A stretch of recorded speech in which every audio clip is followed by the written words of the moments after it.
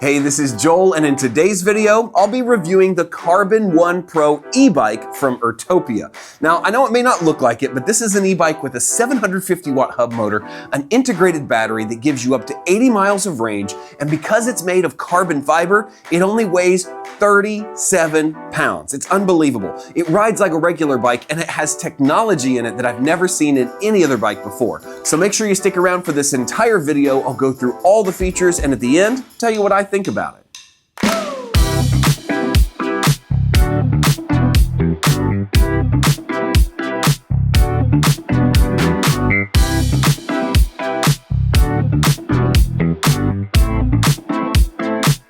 A big thank you to Urtopia for sending over the Carbon 1 Pro for me to check out for this review. They did not sponsor this video, so you're gonna get my transparent thoughts and opinions. Now, to start things out, I'll mention that this is a premium e-bike, so it comes with a premium price tag. If you're looking for cheap or entry level, then look elsewhere. The Urtopia Carbon 1 Pro is not for you. But I believe for many people, that's what they're looking for, a quality bike with great features that they can depend on when they get out there and use it, whether they're riding for fitness or fun. So before we jump into the features and specs, I thought it'd be more fun to jump on the bike itself, and you get to hear my real live opinion as I test this bike for the first few hours. Here we go. I can tell you right away, it rolls super smooth and easy.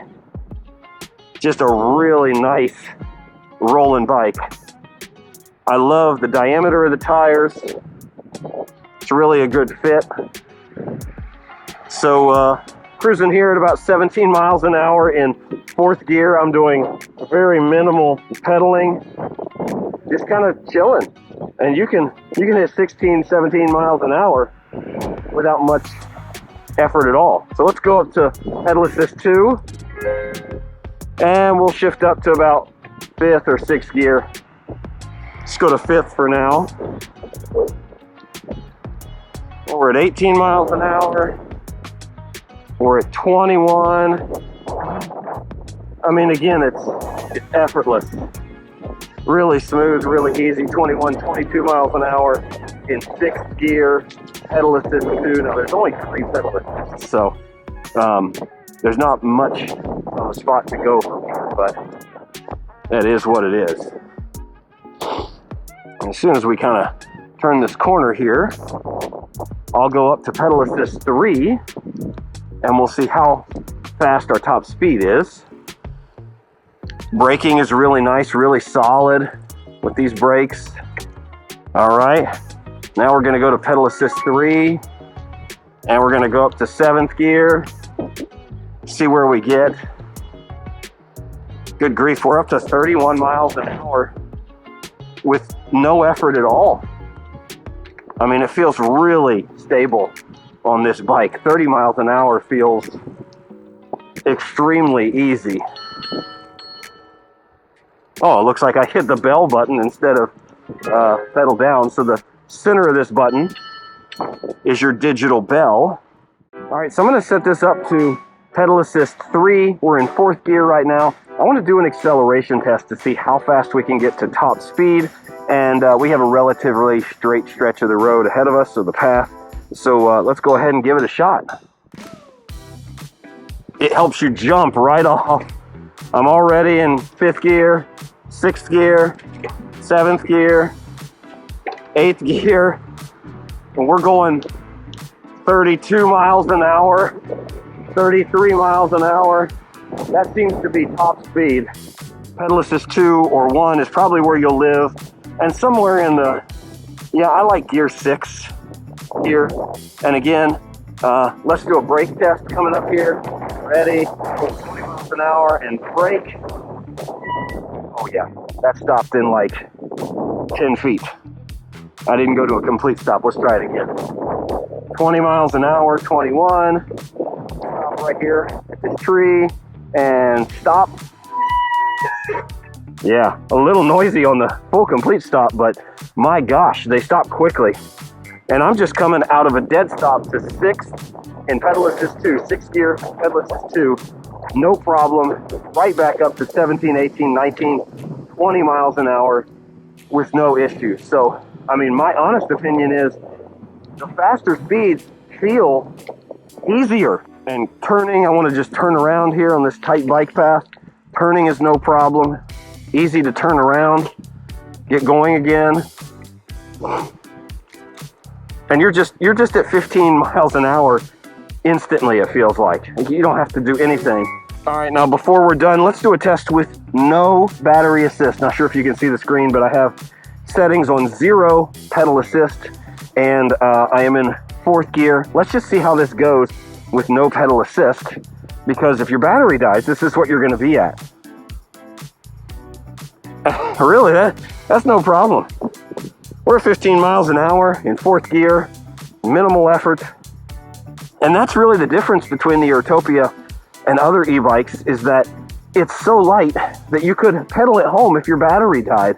It just becomes a regular bike. It probably doesn't weigh that much more than most road bikes because of the carbon fiber frame. And so, no battery help. Here we are just rolling at 17 miles an hour.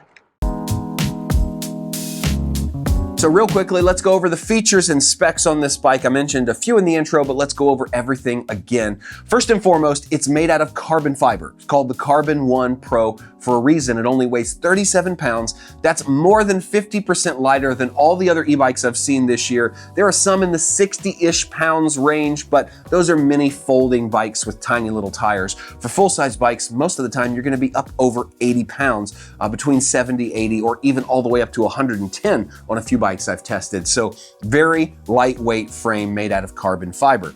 It also has a 750 watt hub motor, very reliable and more than enough power for this bike to get around. It has great brakes on it. They're hydraulic brakes. They help you stop quickly and easily, especially on this lightweight frame. And you have an 8-speed gear set, which is more than enough. I never really got over speed 6 or 7, and it was really easy to shift, really smooth. Integrated into the frame here is a 352 watt-hour Samsung battery that is removable with the key, so you can take it out and charge it, or you can charge it right there in the frame, which is what I'll do most of the time. It's very convenient, but that's a really high-quality premium battery that they say is gonna get you up to 80 miles of range, which of course depends on how you use it, how much assist you use, and how much pedaling you actually do. And while Urtopia lists the top speed on this bike at 25 miles an hour, I haven't done anything special to this bike, just assembled it out of the box. I got speeds over 30 miles an hour pretty easily with just regular riding. Now, while this bike does have some really cool technology built in with the app and the Bluetooth connection to the center screen, the display for me is an acquired taste.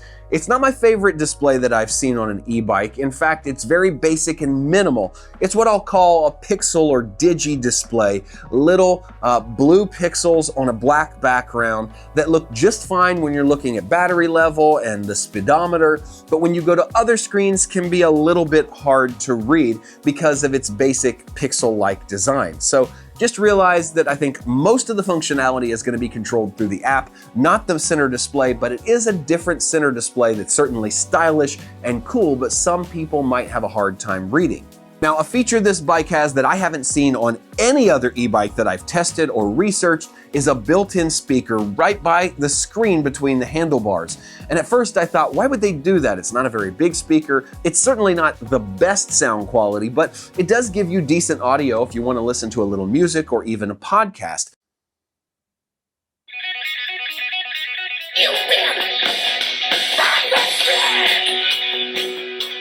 What I'm going to call this speaker is a safety feature because it prevents you from putting headphones into your ears, blocking out all the noise around you, and maybe getting yourself in an unsafe situation. So you could hook the bike to your phone, play anything you want, audio from, Spotify or off of your phone, right through that speaker and still be aware of all the sounds around you as you bike. So pretty interesting feature that maybe other bike manufacturers are going to integrate into their bikes in the future because I think it's a decent idea. Now let's talk about some things that I think could be improved on the bike. First and foremost, the seat. I know we're going lightweight. I know it looks pretty and beautiful and sleek and modern, but I found this seat to be really uncomfortable. And like I said before, I'm not a seasoned rider who does hundreds of miles a week, so my back end can get sore probably quicker than an experienced cyclist's can. But I wouldn't ruin it by putting something big and bulky on there, but you could certainly find a more comfortable saddle to sit on, and that might be the first upgrade that I make to this bike as I ride it more. The second thing that was a small annoyance for me were the noises on this bike. And I don't mean noises the way the bike rides, I mean the tones and chimes that this bike gives out when you switch gears.